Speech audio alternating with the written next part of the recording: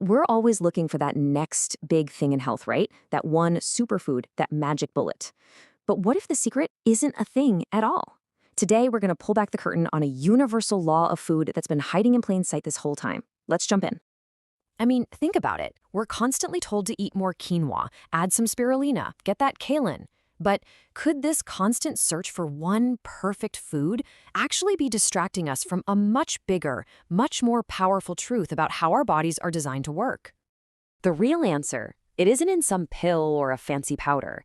It's in a fundamental law of balance that governs, well, everything. You see it in nature. The sun gives us light, the air gives us oxygen, water sustains life.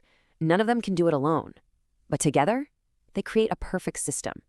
And it turns out that exact same law applies to our food.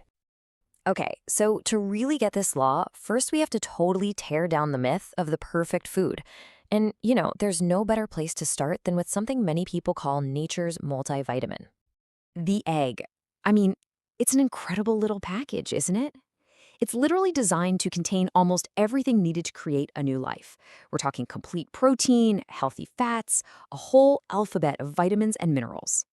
It's about as close to a perfect food as you could possibly imagine. But it has one critical, and I mean fatal, flaw. That's it. For all its nutritional power, the egg has absolutely zero vitamin C. None.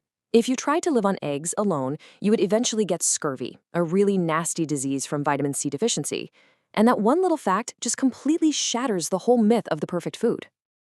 And this brings us to the core principle of this whole thing. It's so simple. No single food, not even the most amazing superfood, can give you everything you need.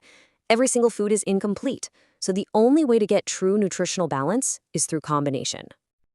Okay, so if combination is the secret, how does it actually work? Well, the good news is it's not some complicated formula.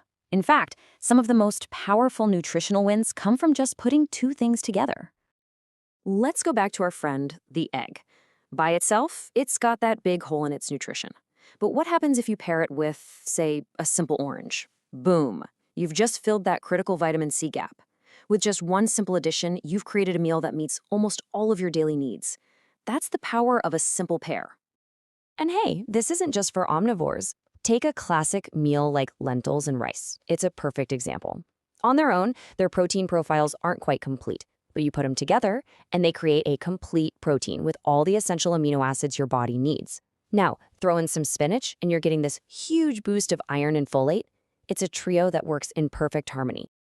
But get this, combination isn't just about filling gaps. It's about unlocking potential that's already there. For instance, squeezing a little lemon on your spinach, you'll absorb 3 times more iron. And this one's wild. Adding just a tiny pinch of black pepper to turmeric boosts the absorption of its active compound by 2,000%. The big takeaway here is that how you combine your food can be just as important as what you're eating. So, we've covered the science of nutrients, right? That's all about what's physically in our food. But what if there's a deeper layer to this whole law of combination? For thousands of years, ancient wisdom traditions have looked at food not just for its physical stuff, but for its energetic impact. Let's dive into that. Ancient systems like traditional Chinese medicine and Ayurveda actually categorize foods based on our energetic properties, what they call yin and yang. Yin foods are seen as cooling, calming, hydrating. Think of a juicy watermelon or a cool cucumber. And then yang foods are the opposite. They're heating, energizing, activating. Things like ginger, chili, or meat. So every food has one of these dominant energies. If you only eat cooling yin foods like tons of raw salads and fruits, you might actually start to feel cold or a little low on energy. But on the flip side, a diet that's way too heavy in heating yang foods like red meat and hot spices might leave you feeling agitated or inflamed. The key, as always, is finding that balance. So the goal here isn't to pick a team, yin or yang. It's to find the harmony between them. In these ancient traditions, that state of perfect energetic balance actually has a name, sushumna. You can think of it as the sweet spot, that middle path where the cooling and heating energies are in perfect equilibrium. That's where true, vibrant health is found. And this whole concept of energetic balance, well, it leads us to an even more fundamental idea, that food is one of the main ways we take in the universal life force that animates every single one of us. This life force has a bunch of different names. It's called prana in the yogic tradition, chi in the Chinese tradition, but they all mean the same thing. It's that subtle, vital energy we get from our food, our breath, and our environment. It's the difference between feeling vibrant and truly alive versus feeling, well, dull and tired. So, how do we get more of this life force flowing? Honestly, it's pretty intuitive. We eat foods that are themselves full of life, things that are fresh, vibrant, and as close to their natural state as possible, like sun-ripened fruits, fresh greens just pulled from the garden, living sprouts. These foods are just packed with that vital energy. And on the other hand, foods that are heavily processed or overcooked or just really far from how nature made them, they can actually block or stagnate this energy. And that stagnation, it can show up as feelings of stress, heaviness, and eventually even disease. At the end of the day, the quality of your personal energy is a direct reflection of the quality of the food you eat. Okay, let's connect all these dots because this is where it gets really cool. We've talked about nutrients, we've talked about yin-yang, and we've talked about life force. And it might seem like these are all separate ideas, but they're not. They're actually just different layers of the very same system. Let's look at how it all fits together. This map shows you how it all connects. Think of it like this.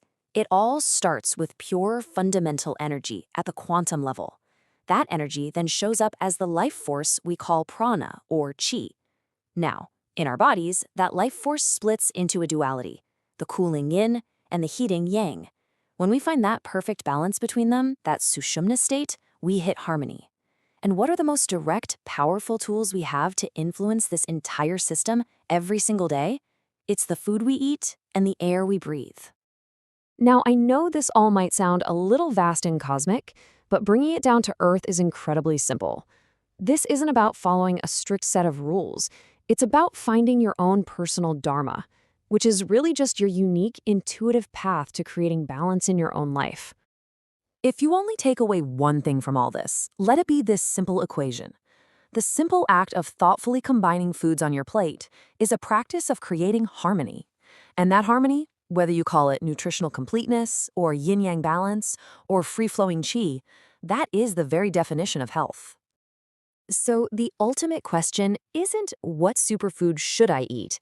It's something much more creative and much more personal. Looking at all these building blocks of nutrients and energy, what beautiful, balanced, and harmonious meal will you create for yourself today?